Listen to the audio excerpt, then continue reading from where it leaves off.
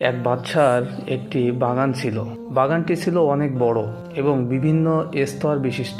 বাদশাহ একজন লোককে ডাকলেন, তার হাতে একটি ঝুড়ি দিয়ে বললেন, আমার এই বাগানে যাও এবং ঝুড়ি বোঝাই করে নানা রকম ফলমূল নিয়ে আসো। তুমি যদি ঝুড়ি ভরে ফল আনতে পারো, আমি তোমাকে পুরস্কৃত করব।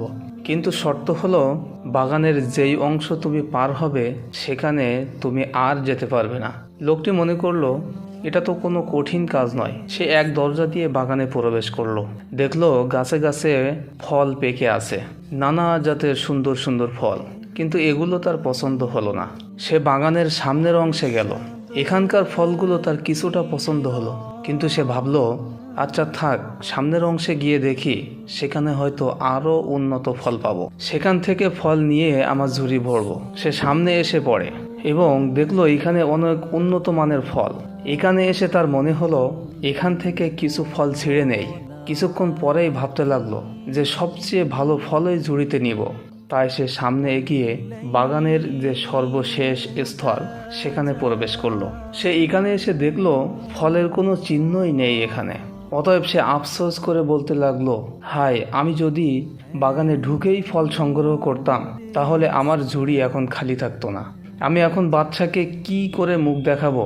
ঝুড়ি সহ বাগানের প্রবেশকারী লোকটির সাথে আমলনামা সহ দুনিয়ার বাগানে প্রবেশকারী তোমাকে তুলনা করা যায়। তোমাকে নেক কাজের ফল ছিঁড়তে বলা হয়েছে, কিন্তু তুমি প্রতিদিনই ভাবো আগামী কাল থেকে ফল ছেঁড়া আরম্ভ করব। আগামী দিন করতে করতে তোমার জীবনে আর আগামী দিন আসবে না।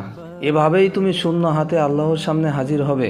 এজন্য মুফতি ওসমান তাকি রহমাহুল্লাহ বলেন, জীবনের সময়গুলো অতিবাহিত হচ্ছে, জীবন কেটে যাচ্ছে, জানা নেই বয়স কত। সুতরাং নেক কাজের বাসনা জাগ্রত হওয়ার সাথে সাথে তা করে ফেলো। কে জানে কিছুক্ষণ পর মনের এই আগ্রহ থাকবে কিনা। এটাও জানা নেই একটু পরে বেঁচে থাকবো কিনা।